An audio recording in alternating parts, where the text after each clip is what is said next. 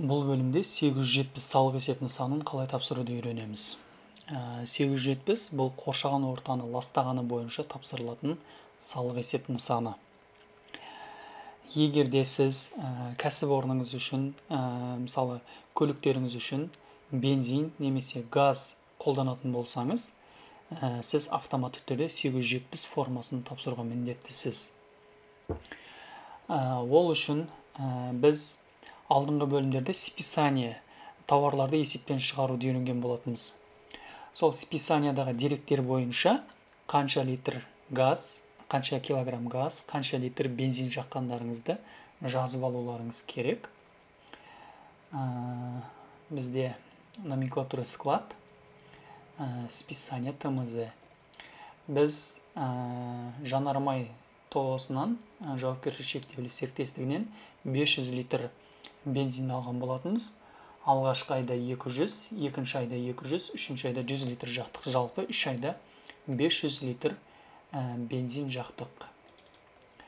Деректерін қараймыз. Алғашқы айда дәптерге бір жерге жазып алып, бірінші айда 200 литр жақтық. Екінші айда тағы да 200 литр жақтық. Үшінші айда 100 литр бензин жақтық. Егер газ жаққан болсаңыздар, онда газдың да көрсеткіштерін жазып аласыздар.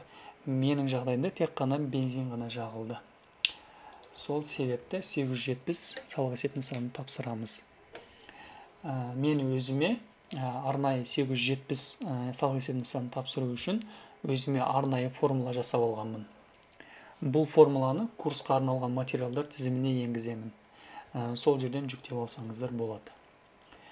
Бұл жерде түсіндіре кетейін. Бұл жерде ай, бензин және газ. Және де бұл әр 90 сайын тапсырылатын болғандықтан, son бір 90-да 3 ай бар. Бірінші ай, екінші ай, үшінші ай. Соңғы 3 айдың деректерін алып енгіземіз. Бұл жердегі деректер жыл сайын немесе ай сайын өзгеруі мүмкін кейбір кездерде.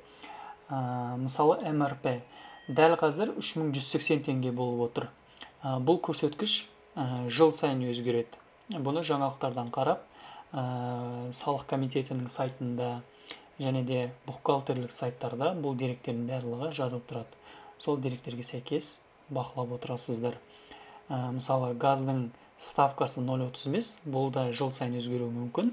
Бензиннің ставкасы 0.66, бұл да өзгеруі мүмкін.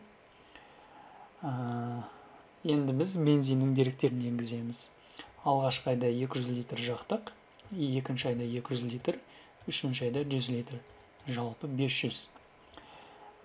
Біз салық есеп нысанында бұны тонна ретінде көрсетеміз. 500 литрді біз тоннаға ауыстыруымыз керек. Оның формуласы 0,73 және де оны мында формуласы жазылған. Егер қарайтын болсаңыздар, 500-ді 0,73-ке бөліп, көбейтіп, мыңға бөлеміз. Сол кезде бізде тонна шығады. Ол бізде 0,365 болды. МРП 3180, ставка 0,66. Демек, МРП-ні 0,66-ға көбейтеміз, сонда біздің 1 тоннаға төлейтін ақшамыз шығады. Енді 0,365 көбейтеміз 2098-ге. Және де біз төлейтін салығымыз шығады. Сонда біз 3-ші 90-да 500 литр бензин жағып, қоршаған ортаны ластағанымыз үшін 766 теңге төлеуге міндеттіміз. Енді осы деректің негізінде біз салық есеп нысанын тапсырамыз. Сонан ашамыз.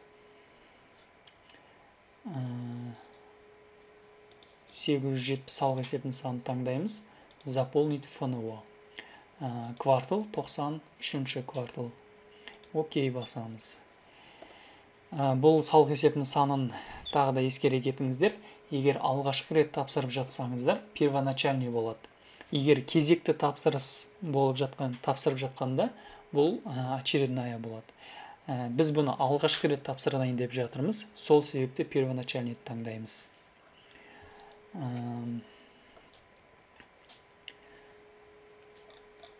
Жаңағы деректерді алып, осында отырғызамыз енді. Екінші бетін ашамыз. Біз көлікке қолданғандықтан мына бір белгіні таңдаймыз. Атмосферный воздух от передвижных источников. Содан кейін барып тоннада және де көрсеткіштерімізді енгіземіз. Остаток норматива на начало квартала 0. Мұнда 0. Ал мұнда фактический объем. Бұл бізде 0,365.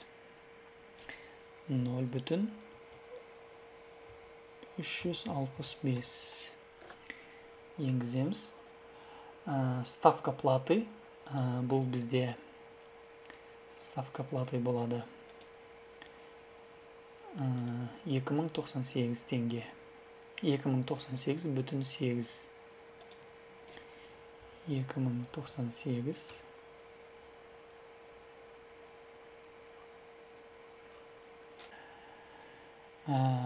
Настройки списка форм. 2022 жыл таңдаймыз. Және де салық есеп нысанын іздеп табамыз. 870 мінекей. Очередная. Количество екеу. Біз екінші бетіне өтеміз.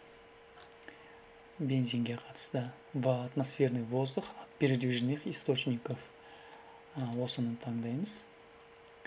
Остаток на начало 0. Остаток нормативный на конец 0. Біз фактический объем жаққан мөлшеріміз 0,365. Осы деректі енгіземіз. 0,365. Ал ставкамыз 2098, 2099 деректерді енгіздік. Деректерді енгізгеннен кейін оның төленетін сомасы бірінші бетінде көрінеді автоматты түрде. Мінекей 766 теңге. 766 теңге.